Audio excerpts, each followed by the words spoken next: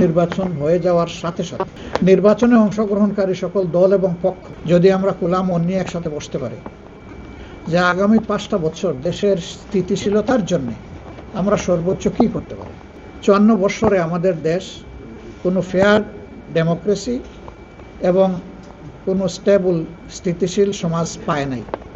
একটা সমাজের উন্নয়নের জন্য, এগিয়ে যাওয়ার জন্য স্থিতিশীল সমাজ ব্যবস্থা খুবই গুরুত্বপূর্ণ।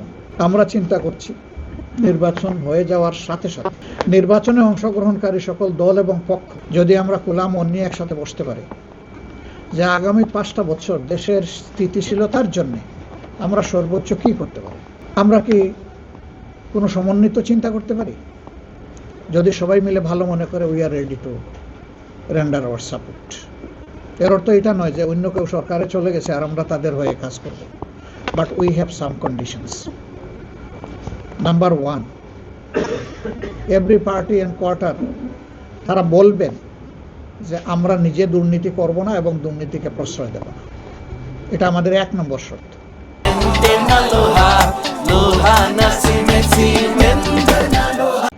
আমাদের 2 নম্বর শর্ত হবে justice for all and equal, সকলের জন্য ন্যায় বিচার এবং সমান বিচার। এই প্রক্রিয়ায় কোনো রাজনৈতিক দল বা পক্ষ হস্তক্ষেপ করতে পারবেন না। আমাদের বিচার বিভাগ পূর্ণ স্বাধীনতা তারা ভোগ করবে, তবে বিচার বিভাগেরও অ্যাকাউন্টেবিলিটির বা দায়বদ্ধতার জায়গা থাকবে, জবাবদিহিতার জায়গা থাকবে, সেটাও নিশ্চিত করা হবে যাতে একটা চেক অ্যান্ড ব্যালেন্স মেনটেন হয়। আমাদের 3 নম্বর শর্ত, আমরা বিশ্বাস করি দেশের জনগণ 54 বছরের রাজনীতি দেখার পরে ডেফিনেটলি হতাশ। ওই রাজনীতির জনগণ আর দেখতে চায় না। ওই রাজনীতির একটা পরিবর্তন চায়, আর সেই পরিবর্তনের জন্যেই মাসের পর মাস জাতীয় ঐক্যমত্য পরিষদ বসেছে। অলমোস্ট সকল সেন্সিবল পলিটিক্যাল পার্টি সেখানে পার্টিসিপেট করেছেন, যারা এই নির্বাচনে অংশগ্রহণ করেছে।